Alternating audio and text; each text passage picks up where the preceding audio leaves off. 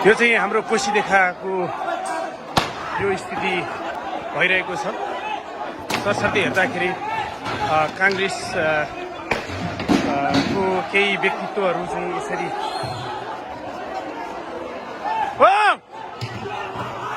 आवेशमा नआउनुहोस्।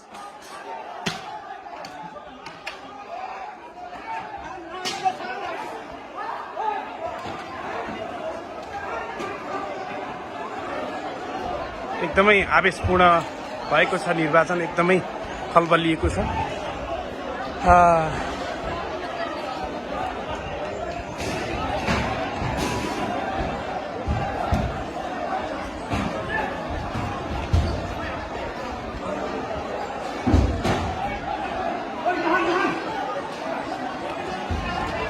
म केही बोल्दिनँ, तपाईँहरू हेर्नुहुनेछ।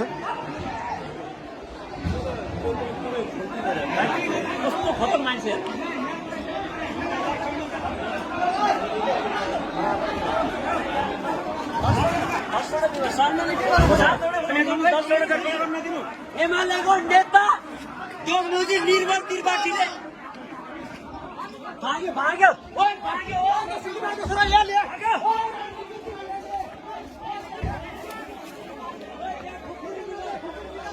ओइ बाटो दे गर्दा यारियो यारियो त्यहाँ बस्छ अपन लगाउनु माथि गयो कसलाई यार आवेशमा धेरै नआऊ यार।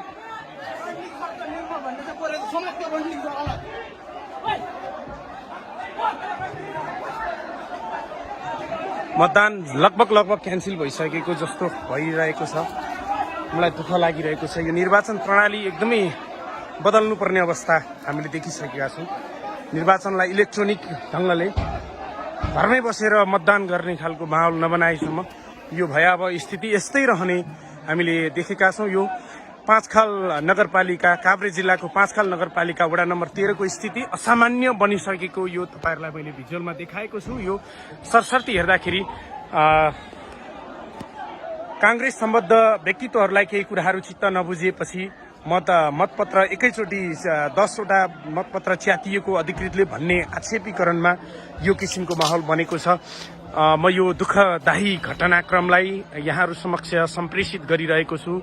मलाई दुःख लागिरहेको छ, खेद व्यक्त छ। म जन्मेको एउटा भूमि, म जन्मेको एउटा जन्मथलो जहाँ निर्वाचन प्रणाली चलिरहेको थियो। झन्डै 1700 को हारारीको मत खस्नुपर्ने 1300 को आकलन गरिएको थियो र यो माहौल एकदमै आक्रान्त देखिएको छ। श्रीराम माध्यमिक विद्यालय जुन मेरो आफ्नो चाहिँ भूमिमा, आफ्नो जन्मभूमि अनि आफ्नो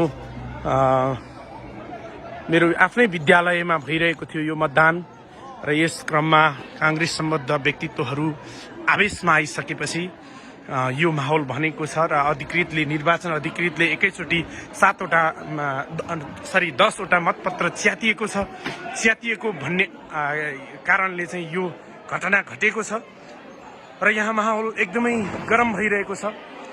यो निर्वाचन प्रणालीको धज्जी उडेको छ र यो निर्वाचन प्रणाली यसरी अव्यवस्थित बन्दै गइरहेको हुँदा हामी सबैले सोच्नुपर्ने स्थिति छ। म सम्पूर्ण दर्शक महानुभावहरूलाई अनुरोध गर्न चाहन्छु, यस्तो किसिमको यो श्रीराम माध्यमिक विद्यालय कोसीदेखा मेरो जन्मभूमि, मेरो जन्मथलो, म मधुसूदन पाठक सितेवा, वास्तवमा हामी हाम्रो कस्तो नेतृत्वलाई चयन गरिरहेका छौँ, छानिरहेका छौँ र कस्तो खालको जनमानस छ, समुदाय छ, त्यसलाई पनि हामीले चित्रण गर्न सक्छौँ। विभिन्न किसिमको माहौल हामीले यहाँ देखिरहेका छौँ। कुर्सी भाँचिएका छन्, टेबल भाँचिएका छन्, मतपत्र च्यातिएका छन्, टेबलहरू यत्रतत्र छरिएका छन् अनि यो वातावरण बिग्रिएको छ र यहाँ झनै एमालेले जित्ने पनि लगभग निश्चित पनि भइसकेको थियो भन्ने पनि सुनिन्छ। अझै पनि एकजना आवेशमा आउँदै नै हुनुहुन्छ, सबै टेबल लडाउँदै हुनुहुन्छ, देखिराख्नु भएको छ। आवेशमा हुनुहुन्छ सबैजना। आवेशमा नआउनुहोस्, केही हुँदैन, यस्तो गर्नु हुँदैन।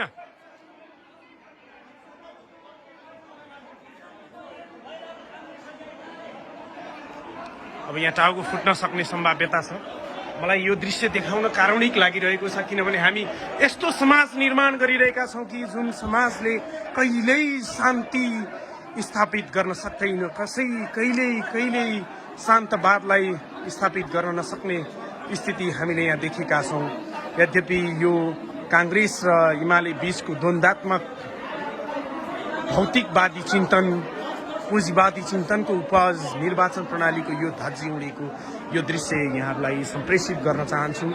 मलाई दुःख छ, खेद व्यक्त छ, किनभने यो निर्वाचन धमिलिएको छ, निर्वाचन प्रणाली धमिलो छ। यसलाई इलेक्ट्रोनिक माध्यमबाट किन गरिएन? लाखौँ जनताहरू, लाखौँ युवाहरू विदेशिएका छन् र विदेशमा रहेका युवाहरूले किन यो निर्वाचन प्रणालीलाई स्वीकार गर्न नसक्ने अथवा भोट मतदान गर्न नसक्ने अवस्था किन आयो? यति धेरै विवाद किन बनिरहेको छ? यस्ता धेरै ठाउँमा आज विवाद भयो होलान्, हामी परिकल्पना गर्न सक्छौँ। धेरै धाँधलीहरू भएका छन्, बुथहरू क्याप्चरहरू भएका कुराहरू हामी सुन्छौँ। यो हिसाबले यो परिस्थिति बिथोलिएको छ।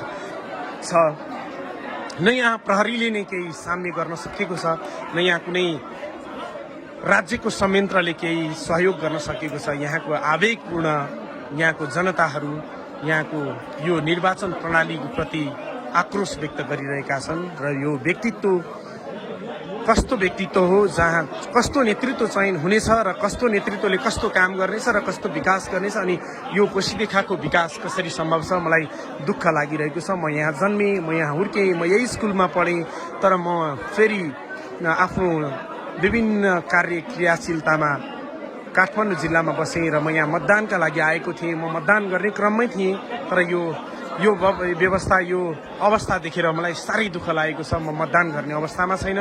साथीहरू, म यो कुराहरू यहाँलाई जानकारी गराउँदै यतिखेर यो माहौल बिग्रिएको छ। म आफ्नो स्वतन्त्र मत आफ्नो नगरको मेयरलाई, नगरको जिल्ला नगरको वडा अध्यक्षलाई हामी भोट गरेर जिताउने प्रयत्नमा थियौँ,